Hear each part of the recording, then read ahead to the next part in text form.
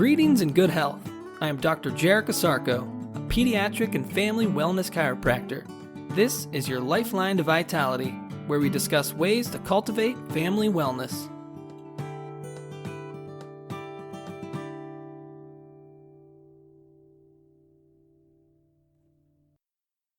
Good day and great health. Welcome back to another edition of your Lifeline to Vitality. And this is Dr. Jarek telling you to go outside and play. Have you ever heard the phrase, it's more important to be a human being than a human doing? What happens when we go in the opposite direction and become a human watching? Yes, we are human beings first and foremost, but secondly, we need to be human doings.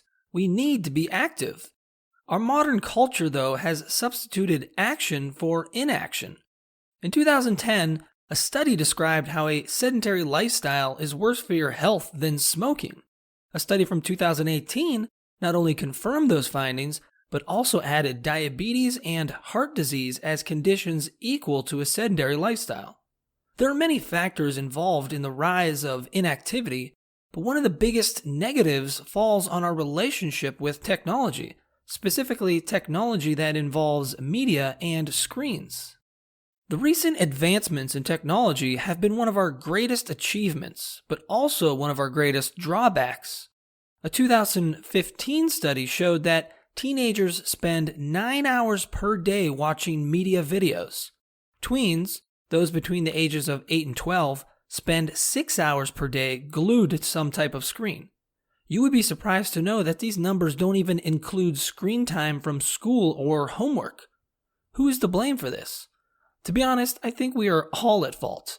If anything, children, especially the very young, are only mimicking what they see at home from their parents.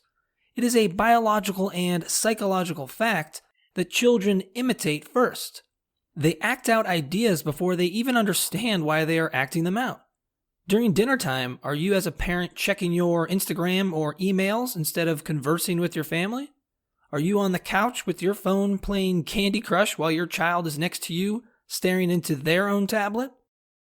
The natural progression for children is to first watch, then do. But if our children are watching us do nothing, then that is exactly what they will do. Nothing. Quoting Michael Hall, D.C., "Kids don't really want to play video games, they just think there is nothing else to do and/or parents don't care about them." What kind of effect does all this screen time have on our health? I say this in no uncertain terms. Our brains and bodies are not developing to their full potential because of our screen fixation and habitual stagnation. Do you think we were designed to stare at a screen for 9 hours a day? I would like to think we were not. So what were we designed for? First, let's answer the question, what are we made of? Depending on the classification, there are 11 organ systems that are found within the human body. These systems are only categorized for studying purposes. The human organism doesn't actually function in systems, but as an integrated, holistic unit.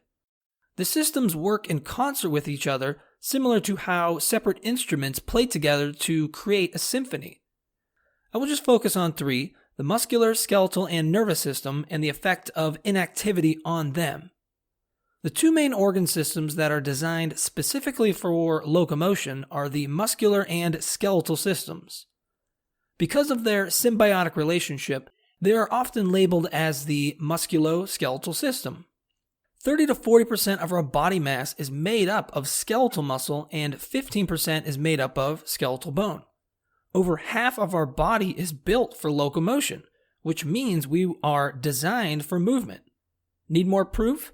Our leg muscles alone are designed to run 12 to 13 miles a day, and the femur bone is as strong as concrete. Even our spine, which most people think is just a frame to support our body, is actually first designed to move. Quoting Douglas Gates, D.C., "The muscles of the vertebral column are primarily concerned with action, not weight bearing." While the nervous system does not represent a large portion of our body mass, it is the job of the nervous system to give life to all the other systems of the body. Using the symphony analogy again, The nervous system is similar to how the conductor organizes and coordinates all the other musicians or systems of the body. When we want to move our muscles and bones, connecting nerve fibers send electrical impulses to them. Nerves wire to muscles, causing them to flex and or extend depending on the functional input. The muscles then use the bones as anchors and levers to create structural motion. If the muscles and bones aren't moving, the nerves aren't firing. And if the nerves aren't firing, the wiring starts to lose its integrity. Unlike your table lamp that can sit there unused for hours, days, and even years, and still work when you flip the switch, our nervous system needs constant stimulation to remain lit and alive. Inactivity creates a lack of full nervous system expression and development. Have you heard another phrase that goes along the lines of use it or lose it? When it comes to our bodily systems, specifically the muscular, skeletal, and nervous system, our sedentary lifestyle has pushed us into the lose it category. The inactivity of the muscles creates atrophy. Atrophy is the gradual wasting away of muscle cells and the decline of their effectiveness due to underuse. The lack of movement on our skeleton creates osteoporosis. Osteoporosis occurs when our bones lose their density and literally become porous or filled with holes. The combination of atrophy and osteoporosis increases the risk of fractures and hormonal imbalances. Idle behavior can result in some very big changes to our nervous system. The brain functions as one unit but has many different parts that delegate specific functions. The cerebral cortex is the most evolved and largest aspect of the brain and has 4 main lobes. The 4 lobes are the occipital, temporal, parietal, and frontal. Each lobe has a dominating function that it is wired for. The occipital lobe is wired for vision. This means that visual information is processed here. The temporal lobe is wired for audio. This means sound is understood here. The parietal lobe is spatially wired. This means that our geographical position in space is analyzed here. This analysis is based on our physical movements through space and time. The frontal lobe, which is the most evolved section of the cerebral cortex, is wired for awareness, perception, and judgment. The frontal lobe, when firing at high capacity, regulates overall behavior. When we sit and watch a movie, we are engaging more of our occipital and temporal lobes. When we go for a walk with our spouse and discuss relationship goals, we are engaging more of our parietal and frontal lobes. In actuality, whether we are walking or watching a movie, we are engaging all aspects of the cerebral cortex. The difference is in the amount of brain activity that occurs in each lobe. Because of our screen fixation and habitual stagnation lifestyle, the temporal and occipital lobes, which are the seats for audio-visual input, are becoming more dominant. As the frontal and parietal lobes sit there unactivated, nerve connection quality and development becomes jeopardized. For example, the brains of ADHD children have been shown to mature 3 years later than those of their peers. Half of their cortex has reached their maximum thickness at age 10 and a half, while those of children without ADHD did so at age 7 and a half. The least amount of maturity in nerve activity of children with ADHD is found in the lateral prefrontal cortex. Treating ADHD with drugs such as Ritalin has only worsened this delay in brain development. The drug methamphetamine, better known as Ritalin, has been shown to decrease frontal cortex brain development and disrupt social play behavior mechanisms of the brain. With the frontal lobe unactivated and lagging behind, flexor muscles and sympathetic functions go into overdrive. An increase in flexor muscles without engaging the extensor muscles puts our body more into the fetal position. The fetal position is the position of protection and is unresisting to gravity. This causes our more developed spinal extensor muscles to become stretched, weak, and atrophied. What position do you usually find yourself in when on your smartphone? I guarantee it is in some form of the fetal position. Prolonged overexcitation of sympathetic function puts our body in a chronic survival mode, the proverbial fight or flight stress response.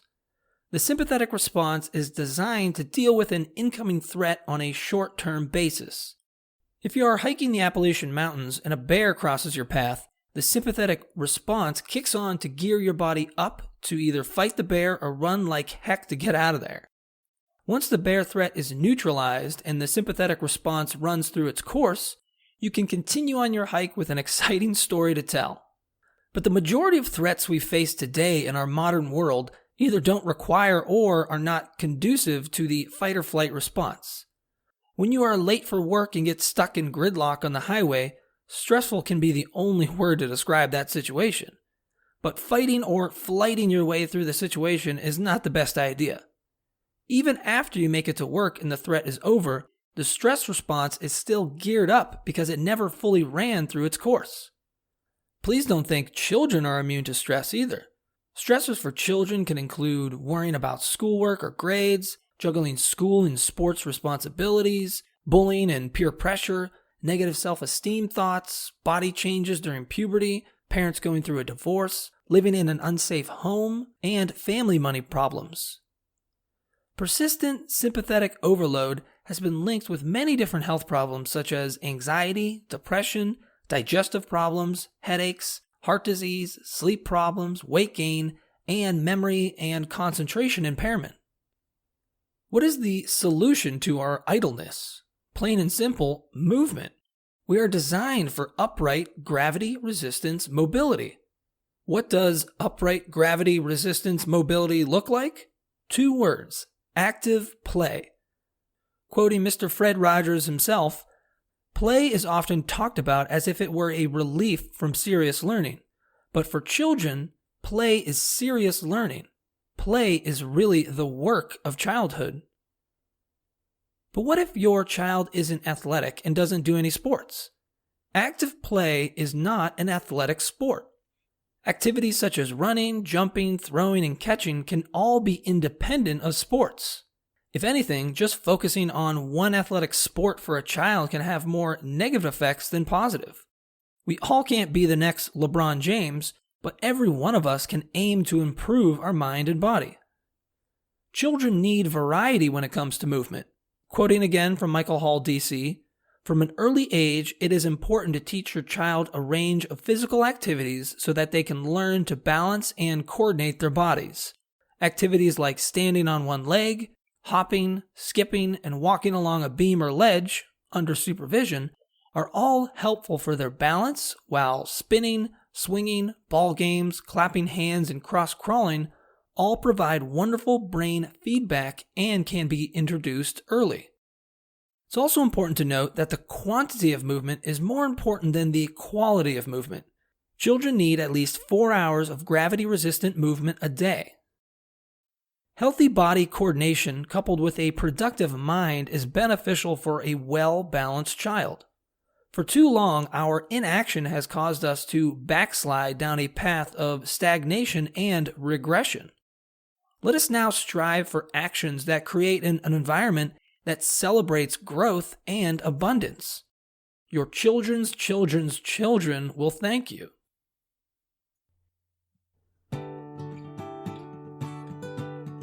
Thank you for listening. For even more information on how chiropractic can benefit you and your family, please check out my website, ohiospecific.com. That's ohiospecific.com. Until next time, remember to keep your head cool, feet warm, and your mind busy.